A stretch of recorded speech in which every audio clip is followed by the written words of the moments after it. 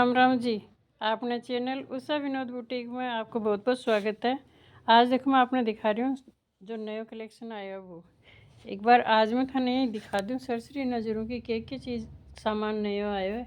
कल मैं थाने रेट के हिसाब हूँ अलग अलग सारी चीज़ें खोल खोल के दिखाऊंगी। फ़िलहाल तो यही देख लो कि फैंसी घाघरा में हर तरह का आइटम है वो अभी अपनी शॉप पर आ गया है। पानी वाली ओढ़नी भी बहुत सुंदर सुंदर डिजाइन में आ गई। सारा कलर ही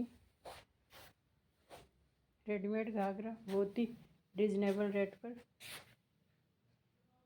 सब मैं कल थान अलग अलग खोल की और वीडियो बना के सबकी रेट बता दूँगी, सब बता दूँगी। आज सिर्फ दिखा रही हूँ कि हर तरह को हर आइटम अभी अपनी शॉप पर उपलब्ध हो गया है। ये लिए जी भी भाड़ने जहाँ की भी ड्रेस बनवानी हुए लेनी हुए अपनी शॉप पर आ जाओ, संपर्क कर लियो। चैनल ने सब्सक्राइब करियो, लाइक करियो और शेयर करियो।